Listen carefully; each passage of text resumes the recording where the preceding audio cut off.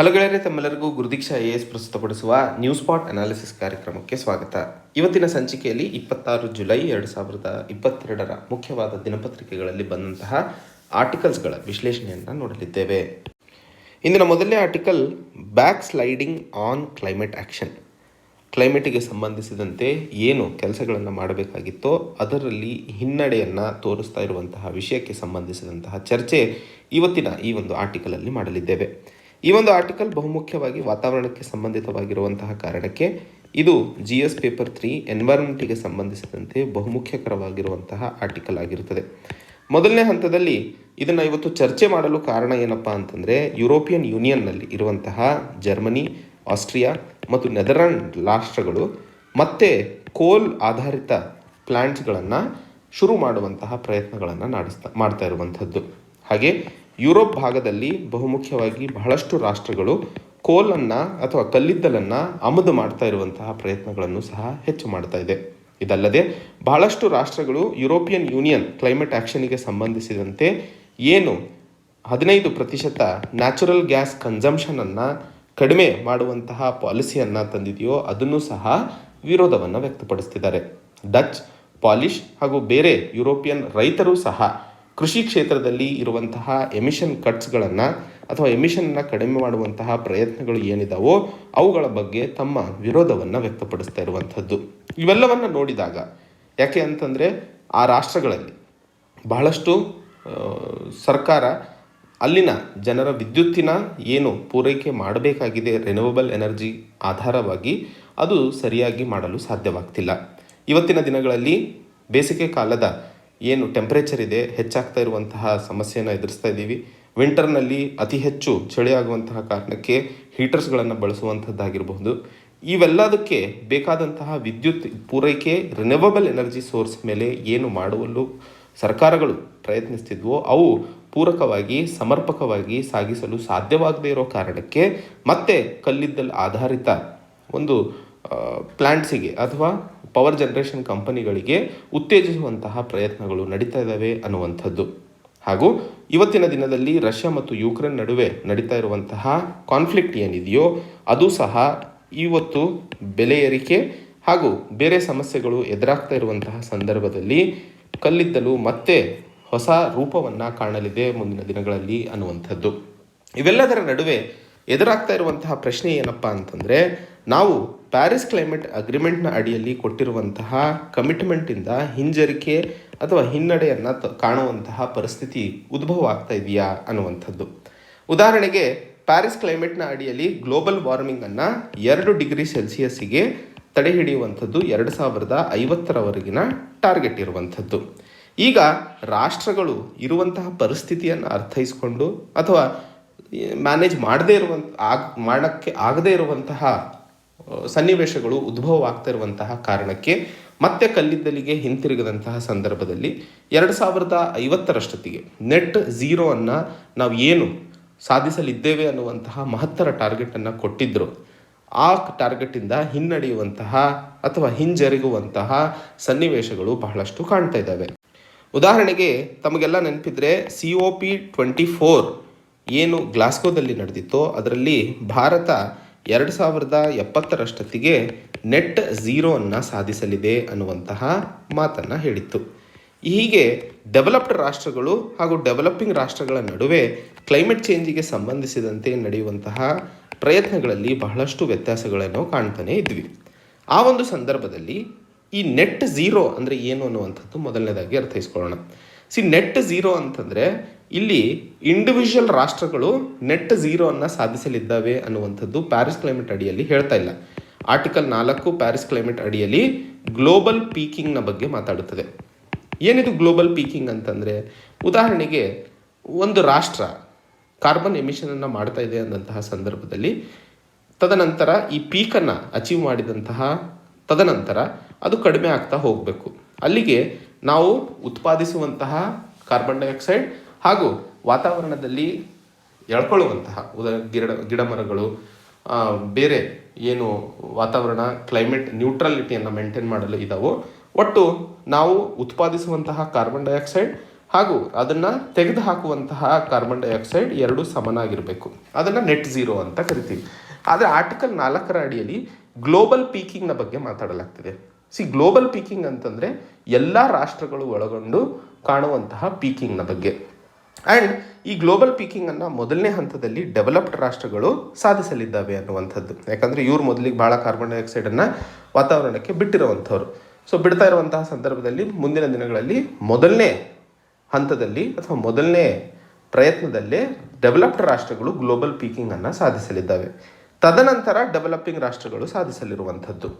ಹಾಗೆ ಇದ್ದಂತಹ ಸಂದರ್ಭದಲ್ಲಿ ಪ್ಯಾರಿಸ್ ಕ್ಲೈಮೇಟ್ನ ಅಡಿಯಲ್ಲಿ 2050ರಷ್ಟೊತ್ತಿಗೆ ನೆಟ್ ಝೀರೋ ಅಂತ ಏನಿದೆಯಲ್ಲ ಅದನ್ನು ಗ್ಲೋಬಲ್ ನೆಟ್ ಝೀರೋ ಅಂತಲೇ ಕರೀಲಿರುವಂಥದ್ದು.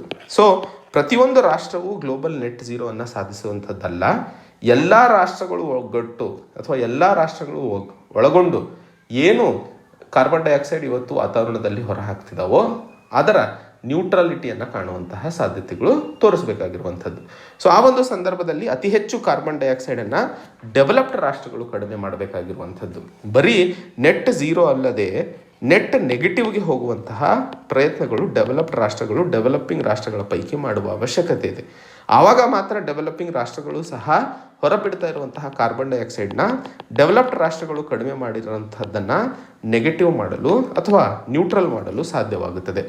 ಆ ಒಂದು ಸಂದರ್ಭದಲ್ಲಿ 2020ರಷ್ಟೊತ್ತಿಗೆ ಸುಮಾರು $100 ಬಿಲಿಯನ್ ಪ್ರತಿ ವರ್ಷ ಕ್ಲೈಮೇಟ್ ಆ್ಯಕ್ಷನಿಗೆ ಸಂಬಂಧಿಸಿದಂತೆ ಡೆವಲಪಿಂಗ್ ರಾಷ್ಟ್ರಗಳಿಗೆ ಡೆವಲಪ್ಡ್ ರಾಷ್ಟ್ರಗಳು ಕೊಡಲಿದ್ದಾವೆ ಅನ್ನುವಂತಹ ಏನು ಫೈನಾನ್ಷಿಯಲ್ ಸಪೋರ್ಟನ್ನು ಕೊಟ್ಟಿದ್ದರೋ ಅದನ್ನು ಸರಿಯಾಗಿ ಕೊಡುವಂತಹ ಪ್ರಯತ್ನ ಮೊದಲನೇ ಹಂತದಲ್ಲಿ ನಡೆಸಬೇಕಾಗಿರುವಂಥದ್ದು. ಒಟ್ಟಾರೆ ಇಲ್ಲಿ ಲೇಖಕರು ಹೇಳಲು ಪ್ರಯತ್ನಿಸ್ತಿರುವಂಥದ್ದು, ಒಂದು ವೇಳೆ ಡೆವಲಪಿಂಗ್ ರಾಷ್ಟ್ರಗಳು ಹಾಗೂ ಸಣ್ಣ ಸಣ್ಣ ದ್ವೀಪಗಳಿರುವಂತಹ ರಾಷ್ಟ್ರಗಳು ಏನಾದರೂ ಇವತ್ತು ಅವರನ್ನು ಹಿಡ್ಕೊಳ್ಳಿಲ್ಲ ಅಂತಂದರೆ ಮುಂದಿನ ದಿನಗಳಲ್ಲಿ ಈ ಡೆವಲಪ್ಡ್ ರಾಷ್ಟ್ರಗಳು ತಮ್ಮ ಅನುಕೂಲಕ್ಕೋಸ್ಕರ ಕ್ಲೈಮೇಟ್ ಆ್ಯಕ್ಷನ್ನಿಂದ ಹಿಂಜರುಗುವಂತಹ ಸಾಧ್ಯತೆಗಳು ಜಾಸ್ತಿ ಇದ್ದಾವೆ ಅನ್ನುವಂಥದ್ದು. ಆ ಒಂದು ನಿಟ್ಟಿನಲ್ಲಿ COP27 ಮುಂದಿನ ಸರಿ ಈಜಿಪ್ಟಲ್ಲಿ ನಡೆಯಲಿದ್ದು ಅಲ್ಲಿ ಎಲ್ಲ ಡೆವಲಪ್ಡ್ ರಾಷ್ಟ್ರಗಳನ್ನು ಹಿಡ್ಕೊಂಡು ನೆಟ್ ಮೈನಸ್ ಪ್ಲೆಡ್ಜ್ ಅಥವಾ ನೆಟ್ ಮೈನಸ್ ಆಣೆಯನ್ನು ಮಾಡಿಸ್ಕೊಳ್ಳುವಂತಹ ಪ್ರಯತ್ನಗಳನ್ನು ಈ ಎಲ್ಲ ಡೆವಲಪಿಂಗ್ ಮತ್ತು ಸಣ್ಣ ದ್ವೀಪಗಳು ಇರುವಂತಹ ರಾಷ್ಟ್ರಗಳು ಒಟ್ಟಾಗಿ ಮಾತಾಡುವ ಅವಶ್ಯಕತೆ ಇದೆ ಅನ್ನುವಂತಹ ಮಾಹಿತಿಯನ್ನು ಬಹುಮುಖ್ಯವಾಗಿ ಲೇಖಕರು ಹೇಳ್ತಾ ಇರುವಂಥದ್ದು. ಮುಂದಿನ ಒಂದು article, reform bail law but make the right diagnosis first.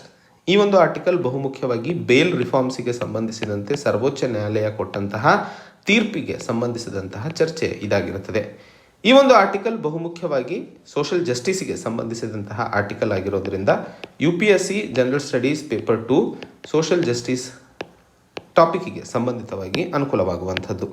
ಮೊದಲನೇ ಹಂತದಲ್ಲಿ ಇವತ್ತು ದೇಶದಲ್ಲಿ 75%ಕ್ಕಿಂತ ಹೆಚ್ಚಿನ ಪ್ರಿಸನ್ಗಳು ಪಾಪ್ಯುಲೇಷನ್ ಏನಿದೆಯಲ್ಲ ಅದು ಅಂಡರ್ ಟ್ರಯಲ್ಸ್ದಾಗಿರುತ್ತದೆ. ಹಾಗೆ 118% ಪ್ರಿಸನ್ಗಳು ಇವತ್ತು ಭಾರತದಲ್ಲಿ ಓವರ್ ಕ್ರೌಡೆಡ್ ಇದ್ದಾವೆ, ಅಂದರೆ ಅವರ ಕೆಪಾಸಿಟಿಗಿಂತ ಹೆಚ್ಚಿನ ಖೈದಿಗಳು ಅಲ್ಲಿರುವಂಥದ್ದು. ಈ ಒಂದು ಸನ್ನಿವೇಶ ಅಥವಾ ಈ ಒಂದು ಸಂಖ್ಯೆ ದೇಶದಲ್ಲಿ ಇಂಡಿಯನ್ ಕ್ರಿಮಿನಲ್ ಜಸ್ಟಿಸ್ ಸಿಸ್ಟಮ್ನಲ್ಲಿ ಇರುವಂತಹ ಒಂದಿಷ್ಟು ಕ್ರೈಸಿಸನ್ನು ಎಬ್ಬಿಸಿ ತೋರಿಸ್ತಾ ಇರುವಂಥದ್ದು. ಈ ವಿಷಯಕ್ಕೆ ಸಂಬಂಧಿಸಿದಂತೆ ಸರ್ವೋಚ್ಚ ನ್ಯಾಯಾಲಯವು ಸತ್ಯೇಂದ್ರ ಕುಮಾರ್ ಅಂತಿಲ್ ವರ್ಸಸ್ CBI ಅನ್ನುವಂತಹ ಕೇಸ್ನಲ್ಲಿ ಬೇಲ್ ಸಿಸ್ಟಮ್ ಇವತ್ತು ದೇಶದಲ್ಲಿ ಇನ್ಎಫೆಕ್ಟಿವ್ ಆಗಿರೋದ್ರಿಂದ ಆ ಕ್ರೈಸಿಸನ್ನು ಸರಿಪಡಿಸುವಂತಹ ಕಡೆಗೆ ಪ್ರಯತ್ನಗಳು ನಡೆಸುವ ಅವಶ್ಯಕತೆ ಇದೆ. ಆ್ಯಂಡ್ ಆ ಒಂದು ಸಂದರ್ಭದಲ್ಲಿ ಒಂದಿಷ್ಟು ಕಂಪ್ರಹೆನ್ಸಿವ್ ಗೈಡ್ಲೈನ್ಸನ್ನು ಸಹ ಕೊಟ್ಟಿದ್ದೀವಿ, ಅದನ್ನು ಯಾರೂ ಸಹ ಪಾಲಿಸ್ತಿಲ್ಲ ಅನ್ನುವಂತಹ ಮಾತನ್ನು ಇಲ್ಲಿ ಹೇಳಿರುವಂಥದ್ದು ಆಲೋಚನೆ ಮಾಡ್ತಾ ಇರುವಂತಹ ವಿಷಯವಾಗಿರುತ್ತದೆ. ಮೊದಲನೇ ಹಂತದಲ್ಲಿ ಯಾವುದೇ ಬೇಲ್ ಅಪ್ಲಿಕೇಶನ್ ಬಂದಂತಹ ಸಂದರ್ಭದಲ್ಲಿ ಎಷ್ಟು ಕಾಲಾವಕಾಶದ ಒಳಗೆ ಅದನ್ನು ತೀರ್ಮಾನಿಸಬೇಕು ಅನ್ನುವಂತಹ ವಿಷಯಕ್ಕೆ ಸಂಬಂಧಿಸಿದಂತೆ ಆಲೋಚನೆ ಮಾಡುವ ಅವಶ್ಯಕತೆ ಇದೆ. ಹಾಗೂ ಈ ಬೇಲ್ಗೆ ಸಂಬಂಧಿಸಿದಂತೆ ಒಂದು ಕಾನೂನನ್ನು ಸಹ ಲಾಗು ಮಾಡುವಂತಹ ಪ್ರಯತ್ನಗಳು ನಡೆಸುವ ಅವಶ್ಯಕತೆ ಇದೆ. ಕಾನೂನು ಯಾವಾಗಲೂ ಟ್ರಯಲಲ್ಲಿ ಇರುವಂತಹ ವ್ಯಕ್ತಿ, ಅಂದರೆ ಶಿಕ್ಷೆಗೆ ಒಳಗಾಗೋಕ್ಕಿಂತ ಮುಂಚೆ ಅವನು ತಪ್ಪಿತಸ್ಥ ಅಲ್ಲ ಅನ್ನುವಂತಹ ಪ್ರಿಸಂಪ್ಷನ್ ಮೇಲೇ ಕೆಲಸ ಮಾಡುತ್ತದೆ. ಹಾಗೆ ದೇಶದಲ್ಲಿ ನ್ಯಾಯಾಲಯಗಳು ಜೇಲ್ ಅಲ್ಲ ಬೇಲ್ ಅನ್ನುವಂತಹ ಉದ್ದೇಶದೊಂದಿಗೆ ಕೆಲಸ ಮಾಡುವ ಅವಶ್ಯಕತೆ ಇದೆ ಅನ್ನುವಂತಹ ಮಾತನ್ನು ಬಹುಮುಖ್ಯವಾಗಿ ಇಲ್ಲಿ ಹೇಳಲು ಪ್ರಯತ್ನಿಸ್ತಿರುವಂಥದ್ದು. ಈ ಒಂದು ಸಂದರ್ಭದಲ್ಲಿ ಜೈಲಲ್ಲಿ ಇರುವಂತಹ ಈ ಅಂಡರ್ ಟ್ರಯಲ್ಗಳು ಅಥವಾ ಟ್ರಯಲ್ ಮುಗಿದೆ, ಇನ್ನು ಜೈಲಲ್ಲಿ ಕುತ್ಕೊಂಡಿರೋರು, ಓವರ್ ಕ್ರೌಡಿಂಗ್ ಆಗಿರುವಂತಹ ಕ್ರೌಡ್ಗಳ ಸಂಖ್ಯೆ ನೋಡಿದಂತಹ ಸಂದರ್ಭದಲ್ಲಿ ಇವರು ಬಹಳಷ್ಟು ಬಡ ವರ್ಗಕ್ಕೆ ಸೇರಿದಂಥವರು ಅಥವಾ ಮೈಗ್ರೆಂಟ್ಸ್ಗಳಾಗಿರ್ತಾರೆ. ಇಲ್ಲ ಅಂತಂದರೆ ಯಾವುದೇ ಆಸ್ತಿ ಇಲ್ಲದೆ ಬೇಲ್ ಕಂಡೀಷನ್ಸ್ಗಳನ್ನು ಪೂರೈಸಲು ಸಾಧ್ಯವಾಗದೆ ಜೈಲಲ್ಲೇ ಉಳ್ಕೊಳ್ತಾ ಇರುವಂಥದ್ದು. ಫೇರ್ ಟ್ರಯಲ್ ಪ್ರೋಗ್ರಾಮ್ ಹೇಳ್ತಾ ಇರೋ ಹಾಗೆ ಎರಡಾ ಜೈಲಿನಲ್ಲಿ 2313 ಕೈದಿಗಳಿದ್ದು ಅದರಲ್ಲಿ 18.5% ಮೈಗ್ರೆಂಟ್ಸ್ಗಳಿದ್ದಾರೆ, 93.4% ಯಾವುದೇ ಆಸ್ತಿ ಇಲ್ಲದೆ ಇರೋರಿದ್ದಾರೆ, 62.22% ತನ್ನ ಯಾವುದೇ ಕುಟುಂಬಕ್ಕೆ ಸಂಪರ್ಕ ಇಲ್ಲದೇ ಇರುವಂಥವರಿದ್ದಾರೆ. ಹೀಗೆ ಇರುವಂತಹ ಸಂಖ್ಯೆಯನ್ನು ನೋಡಿದಾಗ ಬಹಳಷ್ಟು ಅಂಡರ್ ಟ್ರಯಲ್ಸ್ ಮತ್ತು ಓವರ್ ಕ್ರೌಡಿಂಗ್ ಆಗ್ತಾ ಇರುವಂತಹ ಪ್ರಿಸನರ್ಸ್ ಏನಿದ್ದಾರೆ, ಕೈದಿಗಳು ಏನಿದ್ದಾರೆ, ಅವರೆಲ್ಲ ಸಮಾಜದ ಕೆಳವರ್ಗದಲ್ಲಿರುವಂತಹ ಜನರು. ಅವರಿಗೂ ಸಹ ನ್ಯಾಯ ಒದಗಿಸುವಂತಹದ್ದು ಹಾಗೂ ನ್ಯಾಯವನ್ನು ಸರಿಯಾಗಿ ಮಾಡಿಕೊಡುವಂಥದ್ದು ಈ ದೇಶದ ಉದ್ದೇಶ ಹಾಗೂ ಜವಾಬ್ದಾರಿಯಾಗಿರ್ತದೆ ಅನ್ನುವಂತಹ ಮಾತನ್ನಲ್ಲಿ ಹೇಳಲು ಪ್ರಯತ್ನಿಸ್ತಿರುವಂಥದ್ದು. ಬಹಳಷ್ಟು ಸರಿ ತಮಗೆಲ್ಲ ಗೊತ್ತಿರೋ ಹಾಗೆ ನ್ಯಾಯಾಲಯಗಳು ಬೇಲನ್ನು ಬೇಕಾಗಿದ್ದಂತಹ ಸಂದರ್ಭದಲ್ಲಿ ಮನೆ ಇರಬೇಕು ಅಥವಾ ಆಸ್ತಿ ಇರಬೇಕು, ಯಾಕಂದರೆ ಅವರು ಜೈಲಿಂದ ಅಥವಾ ನ್ಯಾಯಾಲಯದಲ್ಲಿ ಹಾಜರಾಗದೇ ಇದ್ದಂತಹ ಸಂದರ್ಭದಲ್ಲಿ ಆ ಒಂದು ಆಸ್ತಿಯನ್ನು ಕಾನ್ಫಿಸ್ಕೇಟ್ ಮಾಡಿಕೊಳ್ಳಲು ಸಾಧ್ಯವಾಗುತ್ತದೆ ಅನ್ನುವಂತಹ ಉದ್ದೇಶದೊಂದಿಗೆ ಈ ರೀತಿಯ ಕಂಡೀಷನ್ಸ್ಗಳೇನೋ ಇಡ್ತಾರೆ. ಬಟ್ ಈ ಕಂಡೀಷನ್ಸ್ಗಳು ಇವತ್ತು ಜನರಿಗೆ ಮಾರಕವಾಗ್ತಾ ಇದೆ ಅನ್ನುವಂತಹ ಒಂದು ಆಲೋಚನೆ ಮತ್ತು ಸನ್ನಿವೇಶವನ್ನು ಸರ್ವೋಚ್ಚ ನ್ಯಾಯಾಲಯ ಇಲ್ಲಿ ತೋರಿಸ್ತಾ ಇರುವಂಥದ್ದು.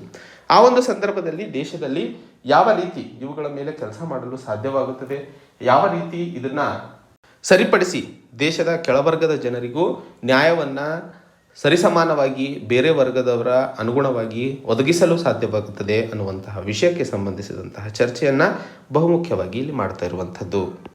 ಮುಂದಿನ article, monkeypox a new outbreak on World Health Organization radar. ಈ ಒಂದು ಆರ್ಟಿಕಲ್ ಬಹುಮುಖ್ಯವಾಗಿ ಡಿಸೀಸಸ್, ರೋಗಗಳ ಬಗ್ಗೆ ಮಾಹಿತಿ ಆಗಿರುವಂತಹ ಕಾರಣಕ್ಕೆ UPSC general studies paper 3 science and ಟೆಕ್ನಾಲಜಿಗೆ ಸಂಬಂಧಿಸಿದಂತೆ ಬಹುಮುಖ್ಯಕರವಾದಂತಹ ಆರ್ಟಿಕಲ್ ಆಗಿರುತ್ತದೆ. ತಮಗೆಲ್ಲ ಗೊತ್ತಿರೋ ಹಾಗೆ ಈಗಾಗಲೇ ದೇಶದಲ್ಲಿ 4 ಮಂಕಿ ಪಾಕ್ಸ್ ಕೇಸಸ್ಗಳನ್ನು ಕಂಡಿರುವಂಥದ್ದು. ಹಾಗೆ ಇಡೀ ಪ್ರಪಂಚದಲ್ಲಿ 14,500 ಕೇಸಸ್ಗಳು ಬೆಳಕಿಗೆ ಬಂದಿರುವಂಥದ್ದು. ಆ ಒಂದು ಸಂದರ್ಭದಲ್ಲಿ ವರ್ಲ್ಡ್ ಹೆಲ್ತ್ ಆರ್ಗನೈಸೇಷನ್ ಹೇಳ್ತಾ ಇರುವಂಥದ್ದು ಈ ಒಂದು ಮಂಕಿ ಪಾಕ್ಸನ್ನು ಇಂಟರ್ನ್ಯಾಷನಲ್ ಅಥವಾ public health emergency of international ಕನ್ಸರ್ನನ್ನಾಗಿ ಘೋಷಣೆ ಮಾಡ್ತಾ ಇರುವಂಥದ್ದು. ತದನಂತರ ಇದನ್ನು ಪ್ಯಾಂಡಮಿಕ್ ಆಗಿ ಘೋಷಣೆ ಮಾಡಲಾಗುತ್ತದೆ. ಸೊ ಪ್ಯಾಂಡಮಿಕ್ಕಿನ ಮುಂಚೆ ಬರುವಂತಹ ಘೋಷಣೆಯೇ ಈ public health emergency of international concern ಅಂತ ಹೇಳ್ತಾ ಇರುವಂಥದ್ದು. ಈ ಒಂದು ಸಂದರ್ಭದಲ್ಲಿ ದೇಶದಲ್ಲಿ ನಡೀತಾ ಇರುವಂತಹ ಮಂಕಿ ಪಾಕ್ಸ್ ಕೃತ್ಯ ಹೆಚ್ಚಾಗೋಕ್ಕಿಂತ ಮುಂಚೆ ಒಂದಿಷ್ಟು ಜವಾಬ್ದಾರಿಯುತ ಕಲಿಕೆ ನಾವು ಏನು ಕೋವಿಡ್-19 ಕಲ್ತಿದ್ವೋ ಅವುಗಳನ್ನು ಈಗ ಲಾಗು ಮಾಡುವ ಅವಶ್ಯಕತೆ ಇದೆ. ಮಂಕಿ ಪಾಕ್ಸ್ ಅಂದರೆ ಏನು? ಮೊದಲನೇ ಹಂತದಲ್ಲಿ ಇದು ಸ್ಮಾಲ್ ಪಾಕ್ಸ್ ರೋಗದ ಹಾಗೆ ತೋರಿಸುವಂತಹ ಸಿಂಪ್ಟಮ್ಸ್ಗಳನ್ನು ಒಳಗೊಂಡಂತಹ ಒಂದು ವೈರಲ್ ಡಿಸೀಸ್ ಆಗಿರುತ್ತದೆ. ಇದು ಪ್ರಮುಖವಾಗಿ ಪ್ರಾಣಿಗಳಿಂದ ಮನುಷ್ಯರಿಗೆ ಟ್ರಾನ್ಸ್ಫರ್ ಆಗುವಂಥದ್ದು. ಬಹುಮುಖ್ಯವಾಗಿ ಬಾಡಿ ಫ್ಲೂಯಿಡ್ಸ್ ಆಯಿತು ಅಥವಾ ರೆಸ್ಪಿರೇಟರಿ ಡ್ರಾಪ್ಲೆಟ್ಸ್ ಆದವು, ಇವುಗಳಿಂದ ಮನುಷ್ಯನಿಂದ ಮನುಷ್ಯನಿಗೆ ಅಥವಾ ಪ್ರಾಣಿ ಕಚ್ಚುವಂಥದ್ದು ಅಥವಾ ಪ್ರಾಣಿ ಏನು ಮಂಕಿ ಪಾಕ್ಸಿಂದ ಇನ್ಫೆಕ್ಟ್ ಆಗಿರುತ್ತದೋ ಅದೇನಾದ್ರು ತರಚಿದಂತಹ ಸಂದರ್ಭದಲ್ಲಿ ಅದರಿಂದ ಮನುಷ್ಯನಿಗೆ ಹರಡುವಂತಹ ಸಾಧ್ಯತೆಗಳು ಹೆಚ್ಚಿರ್ತವೆ. ಇದಕ್ಕೇನಾದರೂ ವ್ಯಾಕ್ಸಿನ್ ಇದೆಯಾ ಅಂತ ಕೇಳಿದಾಗ, ಯಾಕಂದರೆ ಇದು ಸ್ಮಾಲ್ ಪಾಕ್ಸ್ ಮಾದರಿಯ ಸಿಂಪ್ಟಮ್ಸನ್ನು ತೋರಿಸ್ತಾ ಇರುವಂತಹ ಸಂದರ್ಭದಲ್ಲಿ ಸ್ಮಾಲ್ ಪಾಕ್ಸಿಗೆ ಸಂಬಂಧಿಸಿದಂತೆ 2019ರಲ್ಲಿ ಒಂದು ಹೊಸ ವ್ಯಾಕ್ಸಿನನ್ನು ತರಲಾಗಿತ್ತು, MVA-BIN ಅಥವಾ ಇಮ್ಯಾನೋವಿನ್ ವ್ಯಾಕ್ಸಿನ್ ಅಂತ ಹೇಳಿ. ಸೊ ಈ ವ್ಯಾಕ್ಸಿನ್ಸ್ಗಳನ್ನು ಸ್ಮಾಲ್ ಪಾಕ್ಸಿಗೆ ಸಂಬಂಧಿಸಿದಂತೆ ಇರುವಂತಹ ಕಾರಣಕ್ಕೆ ಅವುಗಳನ್ನು ನಾವು ಮಂಕಿ ಪಾಕ್ಸಿಗೆ ಉಪಯೋಗಿಸಬಹುದು. ಬಹುಮುಖ್ಯವಾಗಿ ಇದರಲ್ಲಿ ಜ್ವರ, ಬಹಳ ತಲೆನೋವು ಹಾಗೂ ಮಸಲ್ಸ್ಗಳು ನೋವಾಗುವಂಥದ್ದು, ಸುಸ್ತಾಗುವಂಥದ್ದು, ಬೆನ್ನು ನೋವಾಗುವಂಥದ್ದು, ಈ ಎಲ್ಲ ಸನ್ನಿವೇಶಗಳು ಅಥವಾ ಸಿಂಪ್ಟಮ್ಸ್ಗಳನ್ನು ನಾವು ಈ ಸ್ಮಾಲ್ ಪಾಕ್ಸ್ ಸಂಬಂಧಿಸಿದಂತಹ ರೋಗ ಬೆಳಕಿಗೆ ಬಂದಾಗ ಅಥವಾ ಮನುಷ್ಯನಲ್ಲಿ ಕಂಡಾಗ ಇದನ್ನು ಕಾಣ್ತೀವಿ. ಸೊ ಇಲ್ಲಿ ಕೋವಿಡ್ ಸಂದರ್ಭದಲ್ಲಿ ಇದ್ದಂತಹ ಸಮಸ್ಯೆಗಳು ನೋಡಿದಾಗ ಐಸೋಲೇಟ್ ಮಾಡೋದಾಗಿರಬಹುದು, ವ್ಯಾಕ್ಸಿನ್ ಅಥವಾ ಟ್ರಾನ್ಸ್ಮಿಷನನ್ನು, ಕಾಂಟ್ಯಾಕ್ಟ್ ಸೋರ್ಸನ್ನು ಕಂಡುಹಿಡಿಯುವಂಥದ್ದಾಗಿರಬಹುದು, ಸರಿಯಾದ ಹೆಲ್ತ್ ಇನ್ಫ್ರಾಸ್ಟ್ರಕ್ಚರನ್ನು ಡೆವಲಪ್ ಮಾಡುವಂಥದ್ದಾಗಿರಬಹುದು, ಇವೆಲ್ಲವೂ ಈಗಲೇ ಸರಿಪಡಿಸ್ಕೊಳ್ಳುವ ಅವಶ್ಯಕತೆ ಇದೆ. ಯಾಕಂದರೆ ಕೋವಿಡ್-19 ಸಂದರ್ಭದಲ್ಲಿ ಇವುಗಳು ಸರಿಯಾಗಿ ಸಜ್ಜಾಗಿ ಇಲ್ಲದೇ ಇರುವಂತಹ ಕಾರಣಕ್ಕೆ ಬಹಳಷ್ಟು ಜನರ ಜೀವನದ ಮೇಲೆ ಆದಂತಹ ಹೊಡೆತದ ಬಗ್ಗೆ ನಮಗೆಲ್ಲ ಗೊತ್ತಿರುವಂಥದ್ದು. ಆ ಒಂದು ಕಾರಣಕ್ಕೆ ಮುಂದಿನ ದಿನಗಳಲ್ಲಿ ಮಂಕಿ ಪಾಕ್ಸು ಸಹ ಒಂದು ಹೊಸ ರೂಪವನ್ನು ತಾಳಿ ಜನರಿಗೆ ಮತ್ತೆ ಕಂಟಕವಾಗುವಂತಹ ಸಾಧ್ಯತೆಗಳು ಹೆಚ್ಚಾಗಿರುವಂತಹ ಕಾರಣಕ್ಕೆ ರಾಷ್ಟ್ರಗಳು ಆರೋಗ್ಯ ಕ್ಷೇತ್ರದಲ್ಲಿ ರಿಸರ್ಚ್ ಆ್ಯಂಡ್ ಡೆವಲಪ್ಮೆಂಟನ್ನು ಮಾಡುತ್ತಾ ವ್ಯಾಕ್ಸಿನನ್ನು ಡೆವಲಪ್ ಮಾಡೋದ್ರ ಕಡೆಗೆ ಸಜ್ಜಾಗಿ ಮುಂದೆ ಯಾವುದಾದರೂ ಅನಿವಾರ್ಯ ಸಂದರ್ಭಗಳು ಎದುರಾದಂತಹ ಸಂದರ್ಭದಲ್ಲಿ ಅವುಗಳಿಗೆ ಉತ್ತರವನ್ನು ಕಂಡುಕೊಂಡು ತಯಾರಾಗಿ ಇರುವ ಅವಶ್ಯಕತೆ ಇದೆ ಅನ್ನುವಂತಹ ಮಾತನ್ನು ಬಹುಮುಖ್ಯವಾಗಿ ಇಲ್ಲಿ ಹೇಳಲು ಪ್ರಯತ್ನಿಸ್ತಿರುವಂಥದ್ದು. ಮುಂದಿನ ಒಂದು ಆರ್ಟಿಕಲ್ MSME ಮೈಕ್ರೋ ಸ್ಮಾಲ್ ಮತ್ತು ಮೀಡಿಯಂ ಎಂಟರ್ಪ್ರೈಸಸ್ಗಳನ್ನು ಕಾಪಾಡುವಂತಹ ವಿಷಯಕ್ಕೆ ಸಂಬಂಧಿಸಿದಂತಹ ಚರ್ಚೆಯನ್ನು ಇಲ್ಲಿ ಮಾಡ್ತಾ ಇರುವಂಥದ್ದು. ಈ ಒಂದು ಆರ್ಟಿಕಲ್ ದೇಶದಲ್ಲಿ ಇಂಡಸ್ಟ್ರೀಸ್, ಅದು ಎಕಾನಮಿ, ಆರ್ಥಿಕ ವ್ಯವಸ್ಥೆಗೆ ಸಂಬಂಧಿಸಿದಂತೆ ಮಾತಾಡ್ತಿರುವಂತಹ ಕಾರಣಕ್ಕೆ UPSC ಜನರಲ್ ಸ್ಟಡೀಸ್ ಪೇಪರ್ 3 ಎಕಾನಮಿಗೆ ಸಂಬಂಧಿಸಿದಂತೆ ಇದು ಬಹುಮುಖ್ಯಕರವಾದಂತಹ ಆರ್ಟಿಕಲ್ ಆಗಿರುತ್ತದೆ. ಈ ಒಂದು ಆರ್ಟಿಕಲಲ್ಲಿ ಬಹುಮುಖ್ಯವಾಗಿ ಹೇಳ್ತಾ ಇರುವಂಥದ್ದು MSMEಗಳಲ್ಲಿ ಕಾಣ್ತಾ ಇರುವಂತಹ ಸಮಸ್ಯೆಗಳು ಏನು. ಮೊದಲನೇದು ಡಿಲೇಡ್ ಪೇಮೆಂಟ್ಸ್. ಅವರು ಮಾಡಿದಂತಹ ಪ್ರಾಡಕ್ಟ್ಸನ್ನು ಡೆಲಿವರ್ ಮಾಡಿದಂತಹ ಸಂದರ್ಭದಲ್ಲೂ ಪೇಮೆಂಟ್ಸ್ಗಳನ್ನು ಸರಿಯಾಗಿ ಕೊಡದೇ ಇರುವಂಥದ್ದು. ಎರಡನೇ ಹಂತದಲ್ಲಿ ಇವರಿಗೆ ಫೈನಾನ್ಷಿಯಲ್ ಅನುಕೂಲಗಳು ಮಾಡಿಕೊಡುವಂಥದ್ದು ಅಥವಾ ಫೈನಾನ್ಷಿಯಲ್ ಸಪೋರ್ಟ್ ಆಗಿರ್ತದೆ. ಈ ಡಿಲೇಡ್ ಪೇಮೆಂಟ್ಸ್ಗೆ ಸಂಬಂಧಿಸಿದಂತೆ ಹಿಂದಿನ ಒಂದು ನ್ಯೂಸ್ ಸ್ಪಾಟ್ ಅನಾಲಿಸಿಸಲ್ಲಿ ನಾನು ಚರ್ಚೆ ಮಾಡಿದ್ದೆ. MSMEಗಳು ಬಹುದೊಡ್ಡ ಮಟ್ಟದ ವರ್ಗವನ್ನು ಇವತ್ತು ದೇಶದಲ್ಲಿ ಉದ್ಯೋಗಾವಕಾಶಗಳನ್ನು ಕಲ್ಪಿಸ್ತಾ ಇರುವಂತಹ ಒಂದು ಅಂಗ ಭಾರತದ ಆರ್ಥಿಕ ವ್ಯವಸ್ಥೆಯಲ್ಲಿ ಇರುವಂಥದ್ದು. ಯಾವುದಾದ್ರೂ ಒಂದು ಕೆಲಸವನ್ನು ಮಾಡಿದಂತಹ ಸಂದರ್ಭದಲ್ಲಿ ಸರಿಯಾದ ಸಮಯಕ್ಕೆ ಪೇಮೆಂಟ್ ಬರದೇ ಇದ್ದಂತಹ ಕಾರಣಕ್ಕೆ ಇಂಟ್ರೆಸ್ಟ್ ರೇಟ್ ಹೆಚ್ಚಾಗ್ತವೆ. ಆಮೇಲೆ ಕ್ಯಾಪಿಟಲ್ ಪೇಮೆಂಟು ಸಹ ಕಾಸ್ಟ್ಲಿ ಆಗ್ತಾ ಹೋಗುತ್ತೆ. ಆ್ಯಂಡ್ ದೇಶದಲ್ಲಿ MSMEಗಳು ಇನ್ನೂ ಹೆಚ್ಚಾಗಿ ಬೆಳೆಯಲು ಸಾಧ್ಯವಾಗುವುದಿಲ್ಲ. ಸೊ ಸರಿಯಾಗಿ ಸರ್ಕಾರ ಹೇಳಿರುವಂಥದ್ದು 45 ದಿನಗಳ ಒಳಗೆ ವಸ್ತುವನ್ನು ಪಡೆದಂತಹ ಸಂದರ್ಭದಲ್ಲಿ ಪೇಮೆಂಟನ್ನು ಮಾಡಬೇಕು ಅನ್ನುವಂತಹ ನಿರ್ದೇಶನವನ್ನು ಕೊಟ್ಟಿದೆ. ಮೊದಲನೇದು ಅದು. ಎರಡನೇ ಹಂತದಲ್ಲಿ COVID-19 ಪ್ಯಾಂಡಮಿಕ್ ಬಹಳಷ್ಟು ಇಂಡಸ್ಟ್ರಿಗಳ ಮೇಲೆ ಆದಂತಹ ಹೊಡೆತದ ಬಗ್ಗೆ ತಮಗೆಲ್ಲ ಗೊತ್ತೇ ಇರುವಂಥದ್ದು. ಈಗ ಇಲ್ಲಿರುವಂತಹ ಫಾರ್ಮಲ್ MSMEಗಳಿಗೇನೋ ಲಾಭವನ್ನು ಅಥವಾ ಸಹಾಯವನ್ನು ಸರ್ಕಾರ ಮಾಡ್ತಿದೆ. ಆದರೆ ಬಹಳಷ್ಟು MSMEಗಳು ಇನ್ಫಾರ್ಮಲ್ ಕ್ಷೇತ್ರದಲ್ಲಿ ಇರುವಂಥದ್ದು. ಇವುಗಳಿಗೆ ಯಾವ ರೀತಿ ಸರ್ಕಾರ ಅನುಕೂಲತೆಗಳನ್ನು ಅಥವಾ ಸಹಾಯ ಹಸ್ತವನ್ನು ಚಾಚ್ತಾ ಇದೆ ಅನ್ನುವಂತಹ ಪ್ರಶ್ನೆಯನ್ನು ಇಲ್ಲಿ ಉದ್ಭವಿಸ್ತಾ ಇರುವಂಥದ್ದು. ಆ ಒಂದು ನಿಟ್ಟಿನಲ್ಲಿ MSMEಗಳಿಗೆ ಈ ಎರಡೂ ಕ್ಷೇತ್ರಗಳಲ್ಲಿ ಡಿಲೇಡ್ ಪೇಮೆಂಟ್ಸ್ ಮತ್ತು ಫೈನಾನ್ಷಿಯಲ್ ಸಪೋರ್ಟ್ಗೆ ಸಂಬಂಧಿಸಿದಂತೆ ಅನುಕೂಲಗಳನ್ನು ಮಾಡಿಕೊಡುವ ಅವಶ್ಯಕತೆ ಇದೆ. ಆ್ಯಂಡ್ ದೇಶದಲ್ಲಿ ಈ MSME ಕ್ಷೇತ್ರಗಳನ್ನು ಬೆಳೆಸಿದಂತಹ ಸಂದರ್ಭದಲ್ಲಿ ಇಡೀ GDP ಗ್ರಾಸ್ ಡೊಮೆಸ್ಟಿಕ್ ಪ್ರಾಡಕ್ಟಿಗೆ ಸಹಾಯವಾಗೋದಲ್ಲದೆ ದೇಶದ ನಿರುದ್ಯೋಗ ಸಮಸ್ಯೆಯನ್ನು ಸಹ ಪರಿಹರಿಸಲು ಇಲ್ಲಿ ಸಾಧ್ಯವಾಗುತ್ತದೆ ಅನ್ನುವಂತಹ ಮಾತನ್ನು ಹೇಳಲು ಪ್ರಯತ್ನಿಸ್ತಿರುವಂಥದ್ದು. ಮುಂದಿನ ಒಂದು ಕೊನೆಯ article India US should look at deepening defence ties. ಈ ಒಂದು ಆರ್ಟಿಕಲನ್ನು ಬಹುಮುಖ್ಯವಾಗಿ ಚರ್ಚೆ ಮಾಡ್ತಿರುವಂಥದ್ದು ಭಾರತ ಮತ್ತು US ನಡುವಿನ ಸಂಬಂಧಗಳಿಗೆ ಸಂಬಂಧಿತ ಆರ್ಟಿಕಲ್ ಆಗಿರೋದ್ರಿಂದ UPSC general studies paper 2 international ರಿಲೇಷನ್ಸಿಗೆ ಸಂಬಂಧಿಸಿದಂತೆ ಬಹುಮುಖ್ಯಕರವಾದಂತಹ ಆರ್ಟಿಕಲ್ ಇದಾಗಿರ್ತದೆ.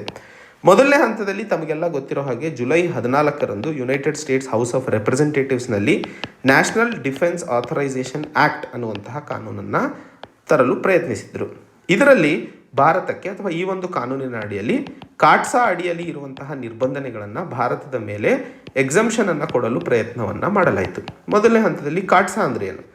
ಕಾಟ್ಸಾ ಅಂತಂದರೆ 2017ರಲ್ಲಿ ಆವಾಗಿನ ರಾಷ್ಟ್ರಪತಿಗಳಾದಂತಹ ಡೊನಾಲ್ಡ್ ಟ್ರಂಪ್ ಅವರು ಈ ಒಂದು ಕಾನೂನನ್ನು ತಂದರು. ಸೊ ಯಾರಾದರೂ ರಾಷ್ಟ್ರಗಳು ರಷ್ಯಾ, ನಾರ್ತ್ ಕೊರಿಯಾ ಹಾಗೂ ಇರಾನ್ನೊಂದಿಗೆ ಮಾಡಿದಂತಹ ವ್ಯಾಪಾರ ಅಥವಾ ಟ್ರಾನ್ಸಾಕ್ಷನ್ಗೆ ಅನುಗುಣವಾಗಿ ರಾಷ್ಟ್ರಗಳ ಮೇಲೆ ಕಾಟ್ಸಾ ಅಡಿಯಲ್ಲಿ Countering America's Adversaries Through Sanctions Act, CAATSA ಅಂದರೆ so Countering America's Adversaries Through Sanctions Act, ಇದರ ಅಡಿಯಲ್ಲಿ ಈ ರಾಷ್ಟ್ರಗಳೊಂದಿಗೆ ಮಾಡುವಂತಹ ವ್ಯವಹಾರ ಮಾಡಿದ ರಾಷ್ಟ್ರಗಳ ಮೇಲೆ ಒಂದಿಷ್ಟು ಸ್ಯಾಂಕ್ಷನ್ಸ್ಗಳನ್ನು, ನಿರ್ಬಂಧನೆಗಳನ್ನು ಹಾಕಲಾಗುತ್ತದೆ. ಅದರಿಂದಾಗಿ US ಕಡೆಯಿಂದ ಯಾವುದೂ ಸಹಾಯಗಳು ಸಿಗೋದಿಲ್ಲ.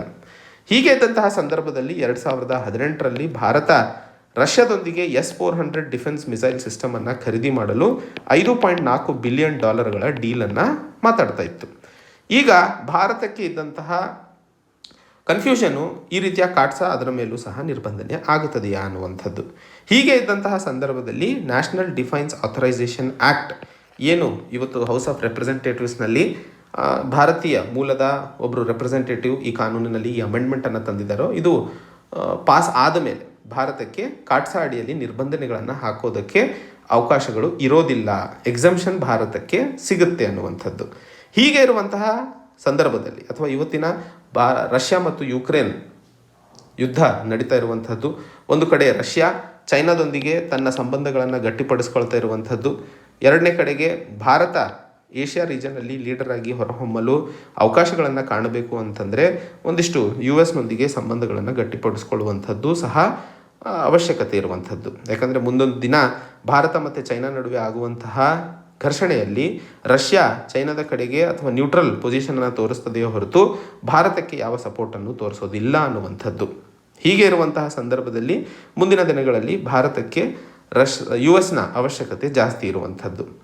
ಹಾಗೆ ರಷ್ಯಾದೊಂದಿಗೆ ಮಾಡ್ತಾ ಇದ್ದಂತಹ ಡಿಫೆನ್ಸ್ ಏನು ನಾವು ವ್ಯವಹಾರ ಮಾಡ್ತಿದ್ವೋ ಅದು ಒಂದಿಷ್ಟು ಕಡಿಮೆ ಆಗಿದೆ. ಜಾಸ್ತಿನೇ ಇದೆ, ಬಟ್ ಕಡಿಮೆ ಆಗಿದೆ ಅಂಕಿ ಅಂಶಗಳನ್ನು ನೋಡಿದಾಗ. ಉದಾಹರಣೆಗೆ 2011ರಿಂದ 22ರವರೆಗೆ $23 ಬಿಲಿಯನ್ ವೆಪನ್ಸ್ಗಳನ್ನು ನಾವು ರಷ್ಯಾದಿಂದ ಖರೀದಿ ಮಾಡಿದ್ದೀವಿ. ಅದೇ 2001ರಿಂದ 2011ರವರೆಗೆ ನೋಡಿದಂತಹ ಸಂದರ್ಭದಲ್ಲಿ ಬರೀ 75% ಇಕ್ವಿಪ್ಮೆಂಟ್ಸ್ಗಳನ್ನು ನಾವು ರಷ್ಯಾದಿಂದ ಪಡಿತಾ ಇದ್ವಿ. ಅದೇ 11ರಿಂದ 22ರ ಒಳಗಡೆ 60%.